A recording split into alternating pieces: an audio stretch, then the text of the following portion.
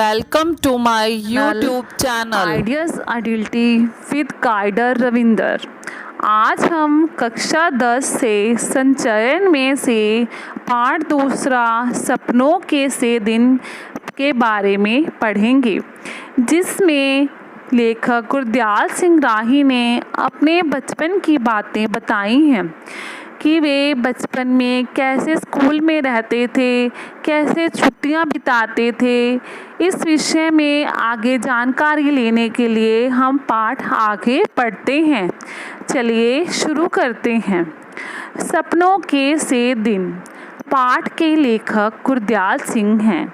इस पाठ के माध्यम से लेखक ने अपने स्कूल के दिनों का वर्णन किया है। बच्चों को स्कूल की पढ़ाई से अधिक साथियों के साथ खेलना अच्छा लगता है। स्कूल उन्हें जेल के समान प्रतीत होता है। लेखक बचपन में जिन बच्चों के साथ खेलता था वे सभी गरीब घरों के थे। प्राय सभी बच्चे मैली कच्छी, टूटे बटनों वाला कुर्ता ही पहना करते थे। खेलते हुए प्राय घुटनों पर, पैर पर, पिंडलियों पर चोट लग जाती थी। चोट लगने पर घर में किसी को तरस नहीं आता था। जैसे आजकल के बच्चे हैं ना, चोट खा के आ जाते हैं और जो माता पिता हैं उनको दर्द होने लगता है। उन बच्चों अपने बच्चे का दर्द वो सहन नहीं कर पाते। तो पहले क्या होता था, चोट को देखकर माँ, बहन या पिता उनसे ज़्यादातर पिटाई ही करते थे। उनकी बल्कि ज़्यादा पिटाई होती थी कि ये तुम्हारी ही गलती होगी। पिटाई होने के बावजूद भी बच्चे फिर अगले दिन खेलने के लिए तैयार हो जाते। बच्चों पर फिर भी कोई असर नहीं होता। पिटाई करने के बावजूद भी वो अगले दिन खेलने के लिए चले जाते।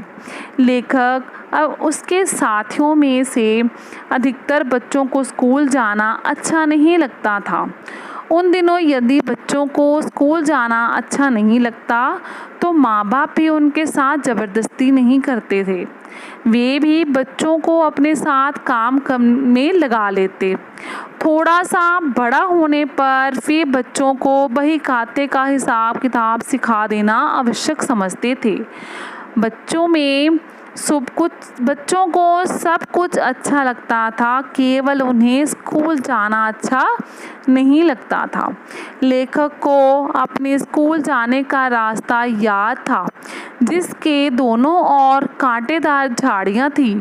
उनके पत्तों की महक नीम जैसी थी, जिसे लेखक आज भी अपनी सांसों में अनुभव करता है। लेखक स्कूल की क्यारियों में कई तरह के फूलों के बारे में बताता है, जिन्हें वे लोग चपरासी की नज़र से बचाकर तोड़ लेते थे। उन फूलों की खुशबू लेखक को आज भी याद आती है। नई कक्षा में जाना अच्छा तो सबको लगता था, परंतु साथ ही साथ सबको डर भी लगता था कि मास्टरों से पहले से अधिक मार पड़ेगी। बच्चों के मन में ये डर पैदा हो जाता था कि अब बड़ी क्लास में हो गए हैं, बड़ी कक्षा में हो गए हैं, तो अब टीचर से हमें ज़्यादा पिटाई होगी जो नहीं पड़ेगा। उन दिनों स्कूल में 1.5 महीना पढ़ाई होने के बाद 1.5-2 महीने की छुट्टियां होती थी। शुरुआत में सिर्फ 1.5 या 2 महीने पढ़ाई होती, उसके बाद 1.5-2 महीने की छुट्टियां हो जाती थी, गर्मी की छुट्टियां। छुट्टियों के शुरू के 2-3 सप्ताह खेलने में बीत जाते। लेखक बताता है कि छुट्टियों के पहले 2-3 सप्ताह, 2-3 हफ्ते तो खेलने में ही बिता देते। वे अपनी माँ के साथ नाना के घर जाकर छुट्टियों का भरपूर आनंद लेते। यदि किसी कारण नाना के घर नहीं जाते तो घर के पास बने तालाब में सारा दिन खेलते। तालाब में नहाकर गीले बदन ही पास में पड़ी रेत में खेलते, फिर तालाब में कूद जाते, फिर तालाब में जाते, फिर रेत में कूद जाते। ऐसा एक बार नहीं बल्कि कितनी बार करते। उनको कोई भी अच्छा तैराक नहीं था। यदि कोई बच्चा गहरे पानी में चला जाता था तो दूसरे बच्चे उसे भैंस के सींग या पूंछ पकड़कर बाहर निकलने की सलाह देते। अगर कोई बच्चा मतलब जो तालाब में नहाने चले जाते, कोई बच्चा इतना बड़ा तैराक तो होता नहीं था, उसमें से कोई बच्चा अगर डूबने लगता तो वो दूसरे बच्चे उसको सलाह देते कि भैंस के पूंछ या सींग पकड़ लो और उसको बाल पकड़कर बाहर आ जाओ। इसी तरह छुट्टियों का 1 महीना बीत जाता था। 1 महीना शेष रहने पर स्कूल से मिले काम की याद आने लगती थी। हिसाब के अध्यापक 200 सवाल करने के लिए कहते थे। जो मैथ्स का टीचर था वो 200 क्वेश्चंस दे देते थे उनको करने के लिए। बच्चे अपने मन में हिसाब लगाते, यदि 10 सवाल भी प्रतिदिन किए जाएं तो 20 दिन में काम समाप्त हो जाएगा। जैसे आजकल भी बच्चे सोचते हैं ना कि इतने दिन पढ़े हैं, वो बोलते हैं कि 10 सम्स अगर हम डेली करेंगे, 10 सवाल हम रोज़ करेंगे तो भी हम 20 दिन में सारे सम्स कंप्लीट कर लेंगे। इसलिए 10 दिन और खेला जा सकता था। 10 के बजाय 15 दिन खेल में निकल जाते। 15 दिन प्रतिदिन करने की सोचकर 1 दिन और खेल में कूद में निकल जाते थे। एक ही हिसाब लगाते लगाते छुट्टियां कम होती जाती और स्कूल जाने का भय सताने लगता। बोलते कि ऐसे हिसाब लगाते जाते कि नहीं अब कर लेंगे, इतने कर लेंगे, इतने कर लेंगे, करते करते स्कूल की छुट्टियां कम होने लगती और स्कूल जाने का डर बढ़ने लगता। कुछ सहपाठियों को छुट्टियों में काम करने की अपेक्षा स्कूल में मास्टर के हाथ से मार खाना अधिक सस्ता सौदा लगता था। कुछ बच्चे ये सोच लेते थे कि हमने स्कूल का काम तो करना नहीं है, चलो मास्टर क्या है कि टीचर हमें 2-3 थप्पड़ लगा देगा और उसके बाद उससे ज़्यादा क्या कर लेगा। तो वो ये समझते थे कि ये सस्ता सौदा है तो हमें काम ना करना पड़े। लेखक जो पिटाई से डरता था वह भी उनकी संगत में रहकर उनकी सोचने लगता था। उनका नेता ओमा था। जो ये सारे नालायक बच्चे थे जो ये सोचते थे कि पिटाई ही करवाना सस्ता सौदा है, इन सब में इनका लीडर जो था, इनका नेता जो था, उसका नाम क्या था? ओमा। ओमा को सभी बातें अलग ढंग की थी। लड़ाई में उसका कोई मुकाबला नहीं कर सकता था। जो ओमा था वो इतना ज़्यादा भयंकर था, वो मतलब किसी के उसके साथ कोई लड़ाई भी नहीं कर पाता था। जो उसके साथ वो लड़ाई करता वो क्या करता था, उसके ना पेट में वो सिर मारता था अपना। उसको कहते जब सिर मारता था दूसरे के बच्चों के पेट में तो उसका नाम बच्चों ने रेल बम्बा रख रखा था कि अब ये किसी के सिर में पेट में सिर मारेगा और यानी कि बच्चे बोलते थे कि रेल बम्बा शुरू हो रही है अब। तो इसके बाद लेखक बताता है कि लेखक का स्कूल बहुत छोटा था। उसमें केवल 9 कमरे थे। दाईं ओर से पहला कमरा मुख्य अध्यापक श्री मदन मोहन शर्मा जी का था। पीटी मास्टर प्रीतम चंद की पिटाई के डर से सभी बच्चे प्रार्थना में सीधे कतारों में खड़े रहते थे। यदि कोई बच्चा ज़रा हिलता हुआ दिखाई दे जाता तो उसे पीटी मास्टर बुरी तरह पीटते थे। जो कहता है कि उनके जो प्रीतम चंद जो पीटी सर थे, प्रीतम चंद, कहते वो इतने ज़्यादा स्ट्रिक्ट थे कि बच्चे अगर लाइन में एक भी बच्चा इधर से उधर हो जाता तो उसकी बहुत पिटाई करते थे वो। मास्टर प्रीतम चंद से विपरीत स्वभाव वाले हेडमास्टर शर्मा थे। जो उनके जो प्रिंसिपल थे वो बिल्कुल ही उनके डिफरेंट थे, उनके बिल्कुल ही अलग थे। मास्टर प्रीतम चंद बहुत ज़्यादा स्ट्रिक्ट थे और जो हेडमास्टर शर्मा थे वो बहुत ही नरम स्वभाव के व्यक्ति थे। वे कभी किसी बच्चे को नहीं मारते थे। वे 5वीं कक्षा से 8वीं कक्षा के छात्रों को अंग्रेज़ी पढ़ाते थे। लेखक को अपना स्कूल कभी पसंद नहीं आया। पहली कक्षा से लेकर 4थी कक्षा तक अधिकतर बच्चे स्कूल रोते हुए जाते थे। उन्हें स्कूल स्काउटिंग का अभ्यास करते समय अच्छा लगता था। बच्चों देखो, पहले तो बच्चों को स्कूल जाना अच्छा नहीं लगता। जैसे आजकल के बच्चे हैं कहते कि स्पोर्ट्स हो जाए, कोई एक्टिविटी हो जाए तो उन दिनों में उनको जाना अच्छा लगता था। तो ऐसे ही लेखक था, वो कहता है कि जब स्काउटिंग होती थी, स्कूल में परेड होती थी, तो उसे बहुत अच्छा लगता था स्कूल में जाना। पहली कक्षा से लेकर चौथी कक्षा तक अधिकतर बच्चे स्कूल रोते हुए जाते। उन्हें स्कूल स्काउटिंग का अभ्यास करते समय अच्छा लगता था।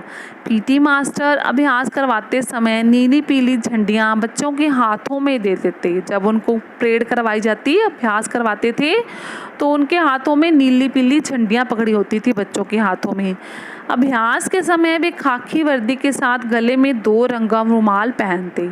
खाकी कलर की वर्दी पहन लेते और गले में 2 रंग का रुमाल पहन लेते। जब कभी अभ्यास करते हुए पीटी मास्टर मुंह से शाबाश का शब्द सुनने के लिए मिल जाता, तो वो उस समय ऐसे लगता जैसे कोई फौज का तगमा जीत लिया हो। अब पीटी सर इतने ज़्यादा स्ट्रिक्ट थे कि बच्चे कहते कि अगर कभी पीटी सर हमें शाबाश कह देते ना, हमने ऐसे लगता था हमने पता नहीं कितना बड़ा कोई मेडल जीत लिया हो।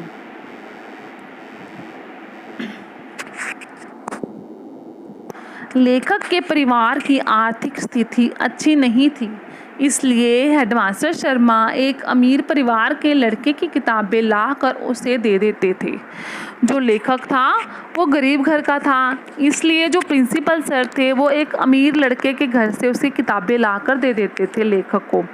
अपने स्कूल के हेडमास्टर के कारण ही लेखक अपनी शुरू की पढ़ाई पूरी कर सका। लेखक अपने परिवार का पहला लड़का था जो स्कूल जाने लगा था। लेखक के परिवार में कोई भी पढ़ा लिखा नहीं था, केवल लेखक ही था जो पढ़ने लग गया था, स्कूल जाने लग गया था। लेखक को नई कक्षा में जाने पर कभी कोई खुशी अनुभव नहीं होती थी। उसे किताबों और कॉपियों से अजीब सी गंध आती थी। उसका लेखक का स्कूल में बिल्कुल भी मन नहीं लगता था, सिर्फ स्काउटिंग के टाइम पे उसका मन लगता था।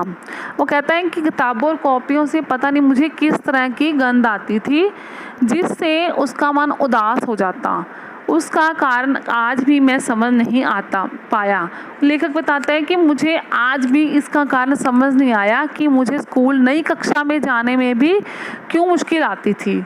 उसके पीछे मनोवैज्ञानिक कारण हो सकते थे। वो कहता है शायद ऐसा हो सकता है कि आगे की पढ़ाई का कठिन होना या नए मास्टरों से मार का भय था।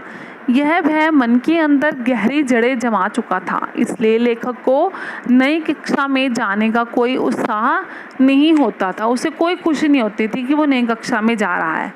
उसे स्कूल उस समय अच्छा लगता था जब मास्टर प्रीतम चंद उनसे परेड करवाते थे। जब वो पीटी सर उनसे परेड करवाते थे, उन दिनों लेखक को स्कूल जाना बहुत अच्छा लगता था। फौजी वाली वर्दी पहनकर वे स्वयं को महत्वपूर्ण व्यक्ति, फौजी जवान समझने लगते थे। दूसरे विश्व युद्ध के समय अंग्रेजों ने 1923 में नाभा रियासत के राजा को तमिलनाडु के कोडाईकाल में गिरफ्तार कर लिया। उनका बेटा बाहर पढ़ता था, इसलिए रियासत में अंग्रेजी शासन की चलती थी। उस समय अंग्रेज फौज में भर्ती करने के लिए कुछ अफसर नौटंकी वालों को अपने साथ लेकर गांव-गांव जाते थे। ग्रामीण लोगों को नौटंकी वालों के माध्यम से फौज में भर्ती होने का लाभ दिखाते थे। जो अंग्रेज लोग थे वो कुछ भारतीय लोगों को नौटंकी दिखाते थे कि फौज में भर्ती होना कितना अच्छा काम है, ताकि वो लालच में आकर लोग फौज में भर्ती हो जाएं, और कुछ हो भी जाते थे। लेखक को भी स्काउटिंग की परेड में जब धुली वर्दी, पॉलिश किए हुए जूते और स्वयं को फौजी से कम नहीं समझता था वह, इसलिए बच्चों ने कभी मास्टर प्रीतम चंद को हंसते या मुस्कुराते हुए नहीं देखा था। उनका व्यक्तित्व और फौजी पहनावा बच्चों को भयभीत करने वाला था। वो हमेशा बड़े अदब से स्वभाव के थे, चुपचाप रहते थे, गुस्से में ही रहते थे, और बच्चे उनके चेहरे को देखकर ही डरे से रहते थे।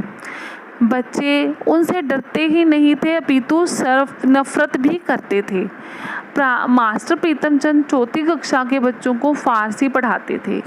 एक दिन उन्होंने बच्चों को शब्द रूप याद करने के लिए कहा।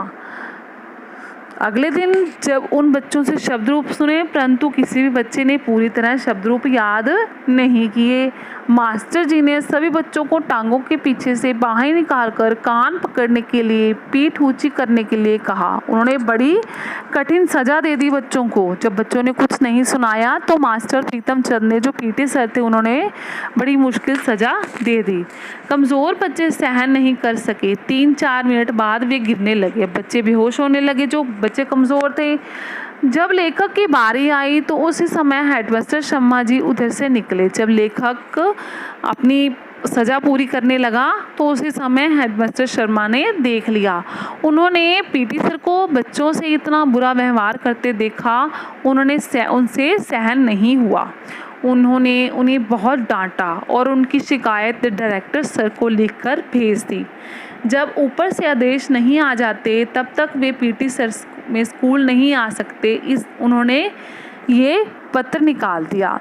लेकिन बच्चों के मन में फारसी की घंटी बजती ही दहशत बैठ जाती। पीटी सर के जाने के बाद भी लेखक के मन में और उसके साथियों के मन में जो जब फारसी का पीरियड आता, घंटी बजती, तो मन में डर सा बैठ जाता कि पीटी सर अभी आ ना जाए कहीं। वह उस समय दूर ही होती थी जब कक्षा में शर्मा जी या नोहरिया सर फारसी पढ़ाने नहीं आ जाते थे। तब तक कहते हमारा डर ख़त्म नहीं होता जब तक शर्मा जी या कोई और टीचर हमें फ़ारसी पढ़ाने न आता। पीटी सर कई दिनों तक स्कूल नहीं आए। वे बाज़ार में एक दुकान के ऊपर बने किराए के चौबारे में रहते थे। उन्होंने 2 तोते पाले हुए थे। उन्हें नौकरी से निकाले जाने का कोई चिंता नहीं थी। कहते पीटी सर को कोई चिंता नहीं थी कि उन्हें नौकरी से निकाल दिया गया। वे अपने तोतों को बादाम खिलाते, उन्हें मीठी मीठी बातें करते और इसी में अपना दिन व्यतीत करते।